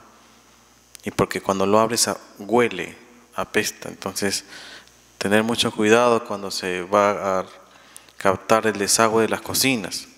Es mejor una trampa de grasa en un lugar apartado, donde la limpieza puede hacerse en cualquier momento sin obstaculizar el trabajo del concesionario. A veces van a escuchar el término PETAC. No está establecido, pero a veces hablamos de PETAC, planta de tratamiento de aguas grises, pero a veces también le dicen PETAR, planta de tratamiento de aguas residuales. Incluso en los planos sanitarios se está estableciendo la nomenclatura. Cuando las tuberías de agua tienen raya, punto, raya, para el agua tratada debe tener otra, ¿no? Raya, 2 puntos, bueno, eso creo que es agua caliente. Entonces, estamos en leyendas, todavía se está estableciendo cómo se va a manejar en los planos del agua tratada, porque las líneas tienen un estilo ya establecido. El agua, el desagüe, la luz y el agua tratada también tiene que tener otro tipo de simbología. Estamos bien, ¿no? ¿Sí? ¿Me escuchan?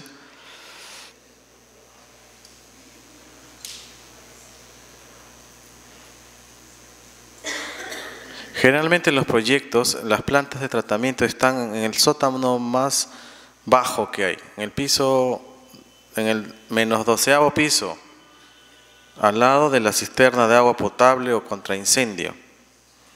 Y uno se tiene que acomodar, porque ahí es el espacio que le dan a la caseta de máquinas. Entonces, definitivamente, como está en la parte de abajo, tenemos que reusar el agua empleando sistemas hidroneumáticos. Bueno, generalmente los edificios lo usan pues para jardines verticales, a veces como el Hotel Swiss Tower que están construyendo en Benavides, quieren regar en la parte más alta de una terraza, aparte de los inodoros que van a reusar. Aparte tienen jardines fuera del edificio. Generalmente este es un esquema típico de un sistema de agua potable. Llega a un punto donde se capta el desagüe crudo, de ahí pasa por unos filtros y con el sistema de tratamiento ya esta agua ya está tratada y simplemente se impulsa o bien a un tanque elevado o bien a todo el sistema de reuso. Generalmente ya no se usa tanques elevados, todo es por impulsión, automático. Ya no muchos usan en la gravedad, pero estoy dependiendo también del proyecto.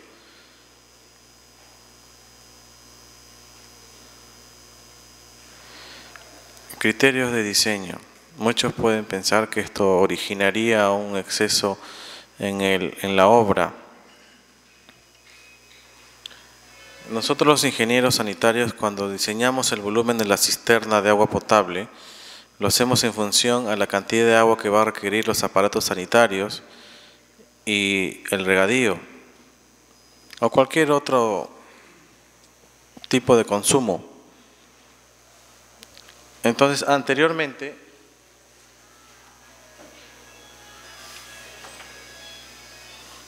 las cisternas tenían el volumen que era igual a la demanda de lavatorios, lavaderos, inodoros, urinarios y regadío.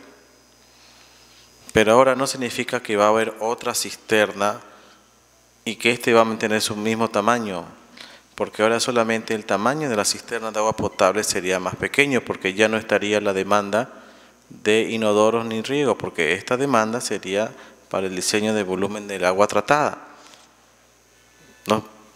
Entonces significa que la inversión en la cisterna de agua potable sería menor, porque ya no se va a reusar para inodoros.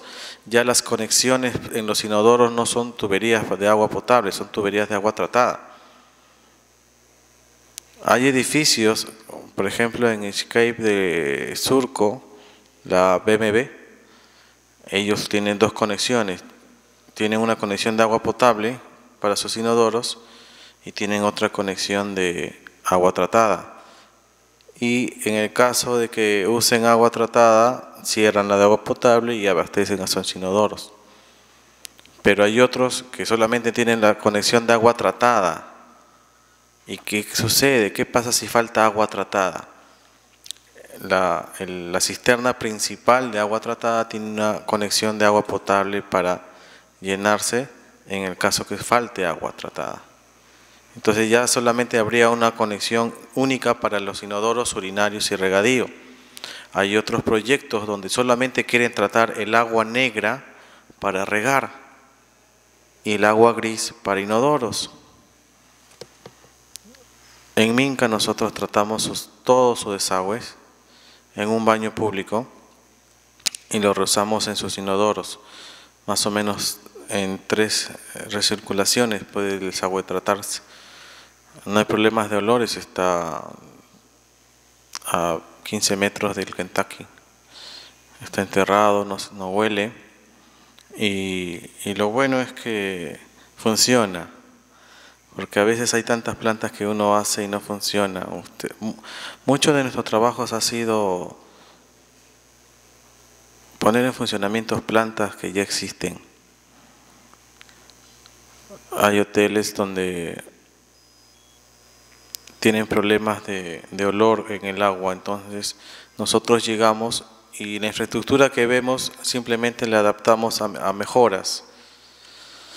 Plantas de lodos activados en playas, inauguraciones de plantas en Asia de Año Nuevo con plantas de tratamiento, con problemas de olores, quejas de los vecinos, no midieron bien el viento y comienza a oler toda la playa. Pero son cosas que pasan. Para eso estamos, creo, nosotros los profesionales, para solucionar. Entonces, le decía de que las cisternas de agua potable ya sería de menor tamaño, porque ya el ingeniero no va a diseñarla para el inodoro y riego. De igual manera, si antes había una sola bomba para abastecer todo el edificio, ahora esta bomba va a ser de menor tamaño porque ya no tiene el caudal del inodoro y del riego. Entonces no es una suma de inversiones, también hay una reducción por el lado del agua potable. También el diámetro reduce porque el diámetro de las tuberías están en función al caudal. Y generalmente el aparato sanitario que mayor caudal exige es el inodoro. Por lo tanto, si teníamos montantes de tubería de 6 pulgadas o 4 pulgadas, ya reducen a menores diámetros porque ya el inodoro no está en la red de agua potable. Igual ya no hay un sistema de riego de agua potable, todo el sistema de riego es de agua tratada. Así que si hablamos de inversión, no estamos hablando de algo muy considerable, porque ya el agua potable reduce su infraestructura. Y la conexión tampoco es complicada. Generalmente los ingenieros sanitarios, nosotros, colocamos una válvula que controla toda la fila de urinarios y otra que controla todos los lavatorios o todos los inodoros, esta válvula. Entonces lo que nosotros hacemos con el agua tratada, si es que ya existe la conexión, nos empalmamos después de la válvula. No tenemos que romper paredes ni nada por el estilo, simplemente después de la válvula de agua potable nos empalmamos con una válvula de agua tratada y la de agua potable queda cerrada y ya está la conexión. Eso es cuando la conexión ya existe, pero si no existiera ya no existe nada de estas instalaciones para los urinarios, no hay nada de agua potable para los inodoros.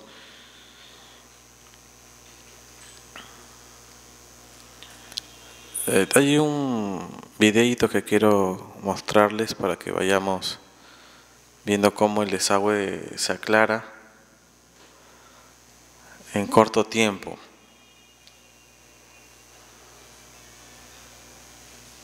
Este desagüe es un desagüe ya de muchos días, es prácticamente de color negro.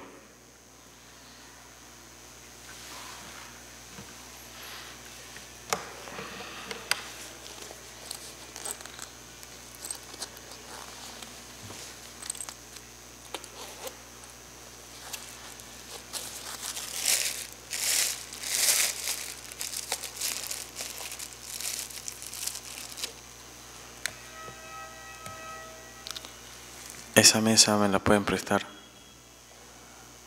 Esa mesa, por favor.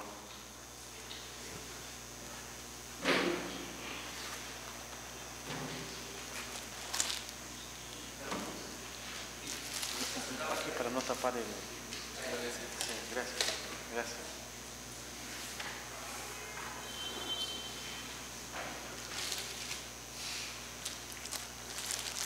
Mientras pasa el video, yo voy explicándoles también cómo se origina el oxígeno de una forma rápida y cómo se matan las bacterias.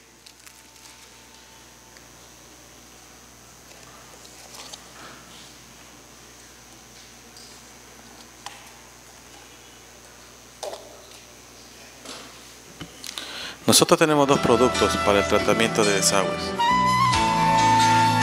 Sin volumen, por favor. Nosotros tenemos dos productos para tratar desagües domésticos.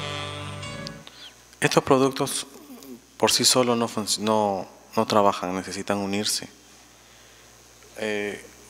Cada uno tiene una cantidad de oxígeno al 70% y este producto, que es nuestro know-how, nosotros sacamos de plantas que subsisten a más de 2.500 metros sobre el nivel del mar.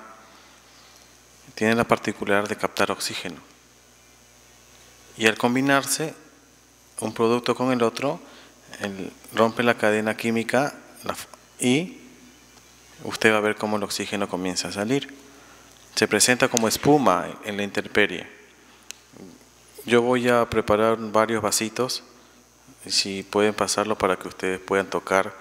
El vaso hay un calor que se va a presentar, pero no va a deformar este vasito. Pero ese calor mata bacterias, coliformes, parásitos, virus.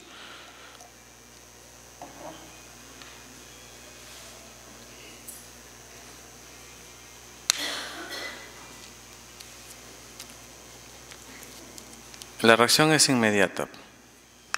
Nosotros podemos dejar el desagüe en 4 horas listo para su reuso.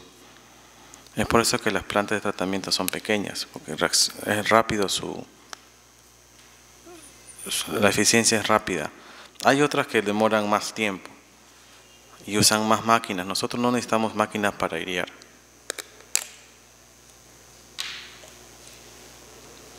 Si ustedes pueden ver, yo voy a echar solo un poquito aquí en este vaso, que este vaso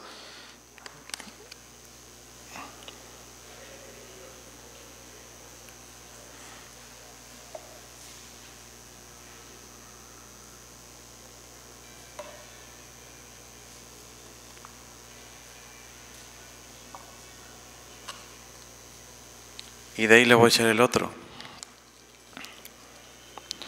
Cantidades mínimas en realidad para hacer esta demostración.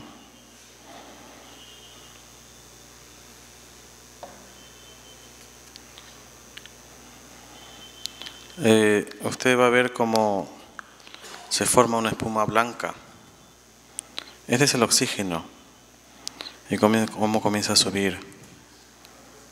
Y cómo comienza a subir. Muchos le dicen que parece pisco sour. Así han salido en entrevistas en algunas revistas, en Colombia.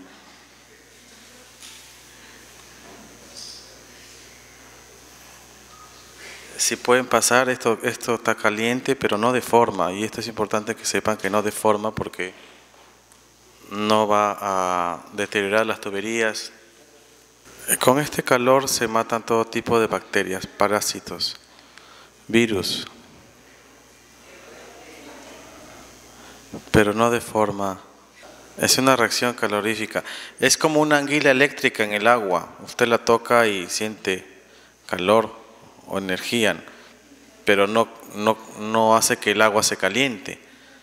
Es una reacción exotérmica. Es por eso que con este producto lo hemos hecho en convenio con la Universidad de Linz de Austria. En realidad nosotros cuando se inventó aquí en este país, estaba en sólido, no estaba en líquido. Ellos nos ayudaron con la tecnología que ya tienen para transformarlo en líquido. Y así tenemos productos no solamente para desagüe doméstico, sino también desagües industriales. Porque los desagües industriales tienen problemas de metales, tienen problemas de turbidez, tienen problemas de una serie de parámetros diferentes a los domésticos, ¿no?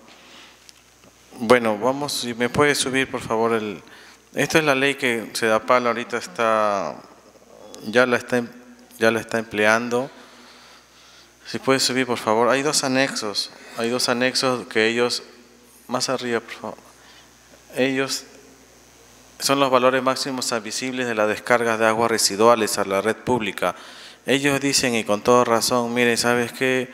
Señores, amigos, yo SEDAPAL invierto en tratar desagüe.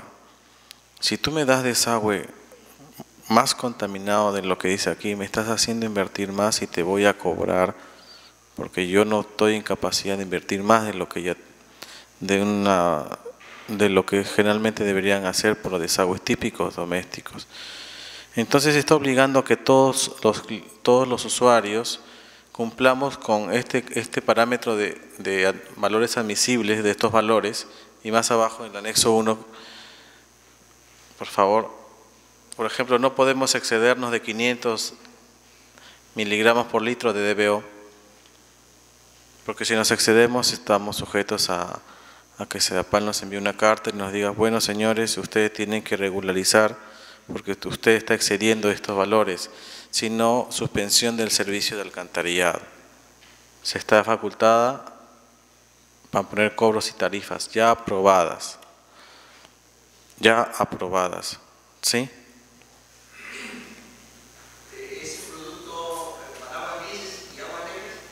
Sí, la variación es la dosis, la concentración.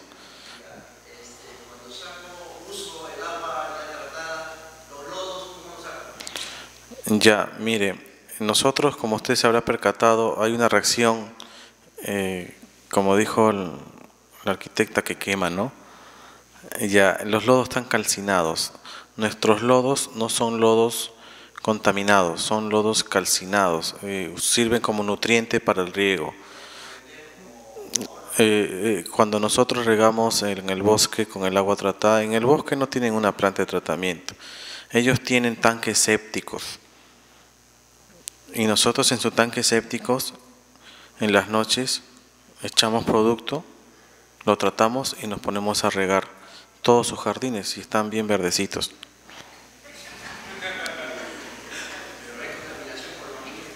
No, ya ha sido evaluado.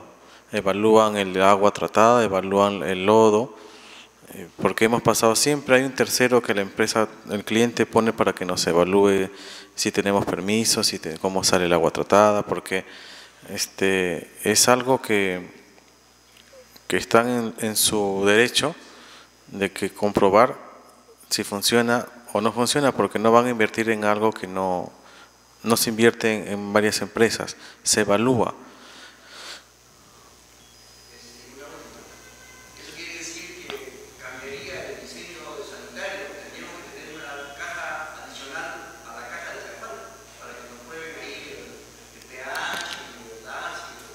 El SEDAPAL, cuando uno se inscribe a SEDAPAL como usuario, le tiene que hacer una declaración jurada de dónde le debe tomar la muestra. Y ahí,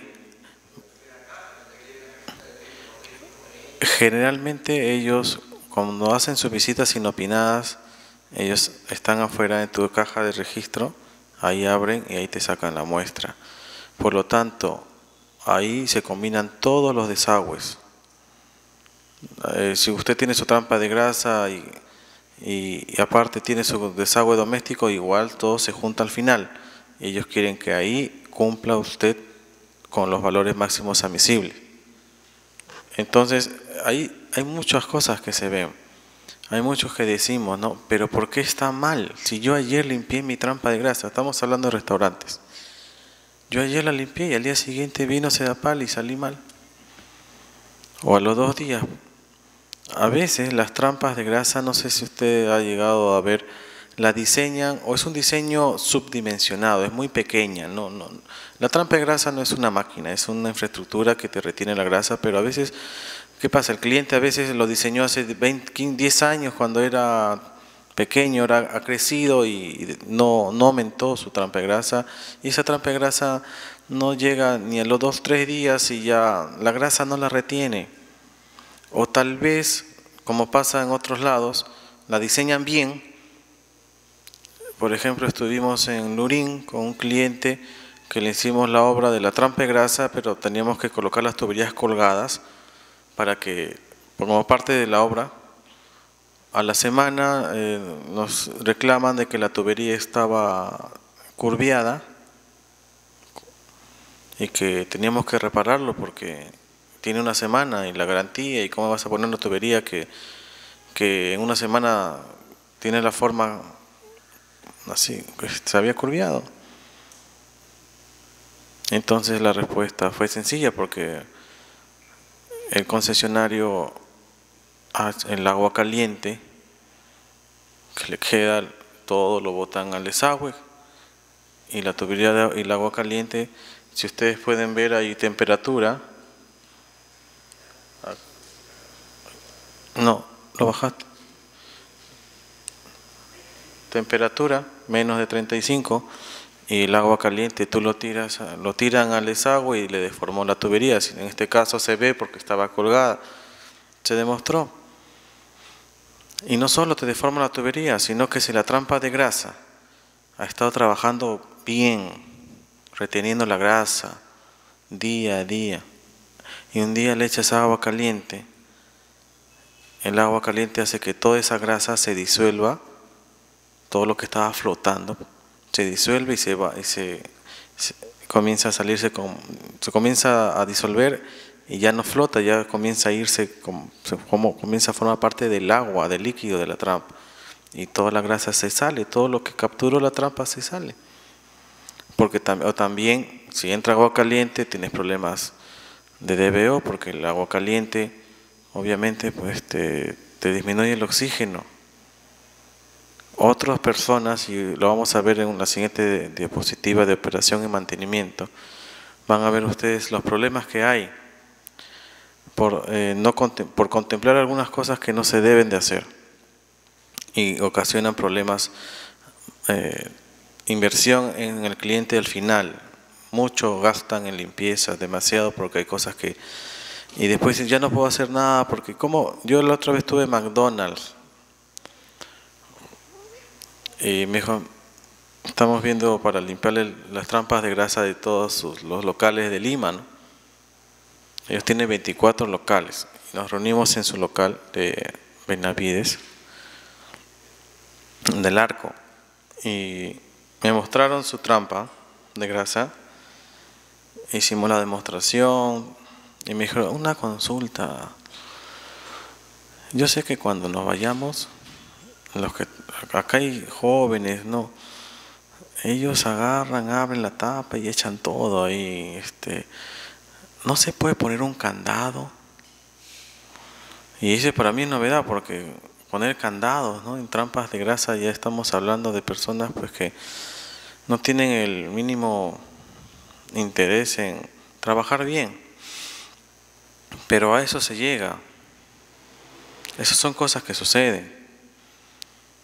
Y bueno, le voy a explicar con fotos en la siguiente diapositiva. Si puede seguir bajando. Bueno, estas son la ley de valores más admisibles, ¿no?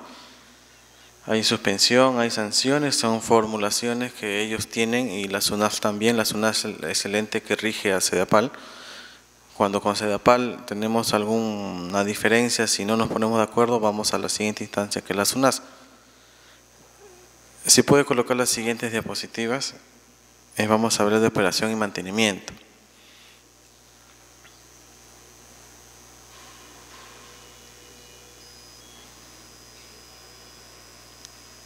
La siguiente, por favor. Ahora hay empresas como el aeropuerto, hoteles, que cada año sacan sus aparatos sanitarios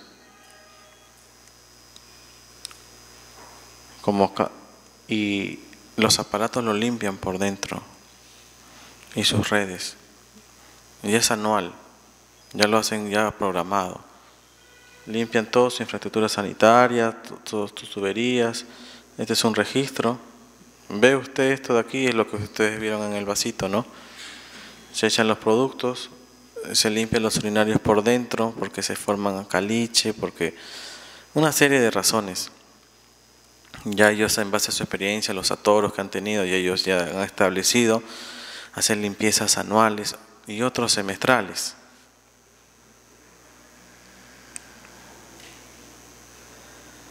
Por ejemplo, esta es una tubería colgada.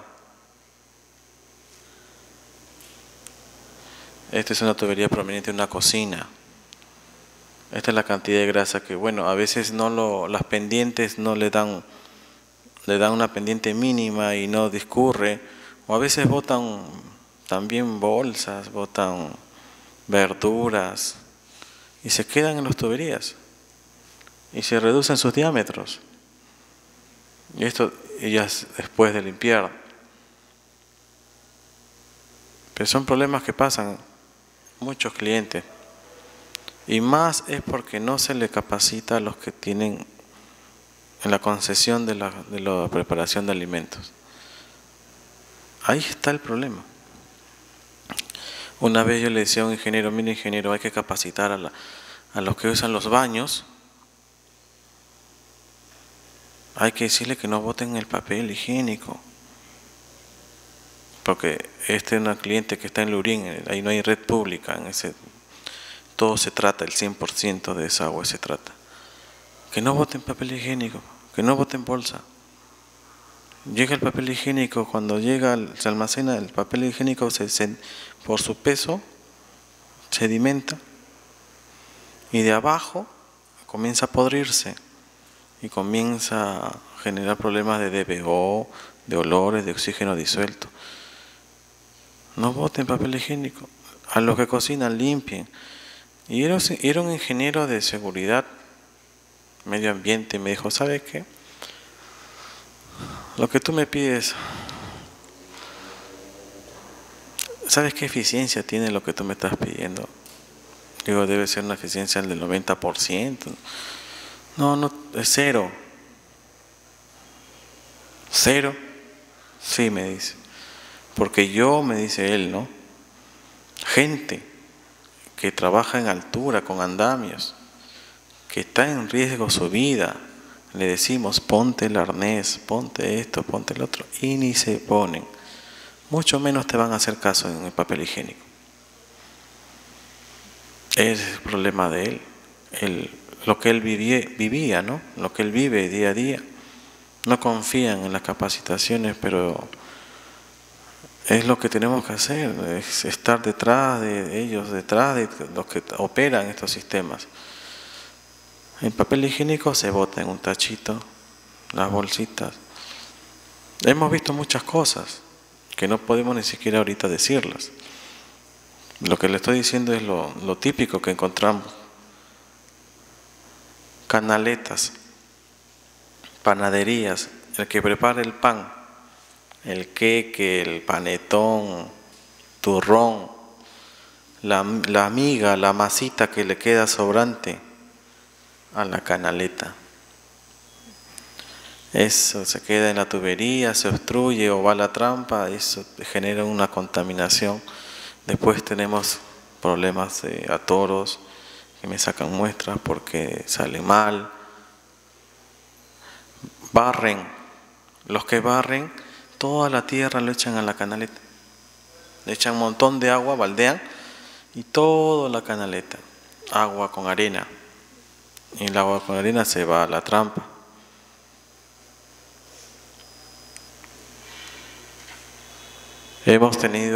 Ha habido necesidad cuando ya no hacían caso una panadería de cerrarle la canaleta, de anularle la canaleta, sellar. No existe canaletas. Porque ya hice una vez, 2 veces, 3 veces, y al cliente, al dueño le costaba solucionar. Limpieza de las cajas de registro. Muchas veces también, cuando no limpias las tuberías, la tubería te contamina el mismo desagüe del día a día, se convierte en un foco infeccioso. Por eso hay que programar limpiezas de tuberías, cajas de registro, canaletas, incluso hasta las trampas las trampas de los lavatorios se saca y se limpia, programando. Ahí hay bastante pelo, cabellos, ¿no? Si me puede enviar la última, por favor, diapositiva.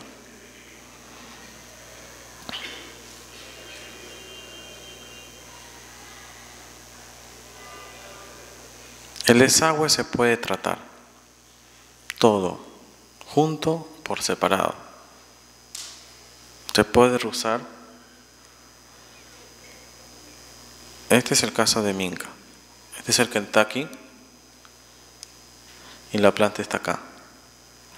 Esta planta recibe el desagüe de estos 2 baños públicos de hombres y mujeres. Esta es la construcción. La planta está enterrada. Tiene un sistema hidroneumático que el desagüe lo envía nuevamente a los inodoros. Entonces su cámara de rejas para retener esos papeles higiénicos, bolsas, cuando es agua propiamente de inodoros. Prácticamente esa es la red de desagüe. De acá sale la República de Minca, acá se pone una válvula para que todo entre a la planta. Este es el sistema de dosificación y este es su sistema de retorno. Acá ingresa a mujeres y acá ingresa a hombres. Y así hemos dado 2 a 3 vueltas en el mismo desagüe. Lo que sí, con ellos hemos llegado incluso a... Ellos ya no piden que el desagüe tratado tenga otro color, que le echemos quieren de color azulito que se vea, entonces nos piden algo más para ellos identificar cuando es agua potable, agua tratada. Cuando usted jala los inodoros, es la forma en que ellos quieren ver. Hay otros clientes que tratan sus desagües para venderlo, porque a ellos les sobra desagüe, pero hay gente, hacen convenios con municipalidades o con entidades para regar sus parques.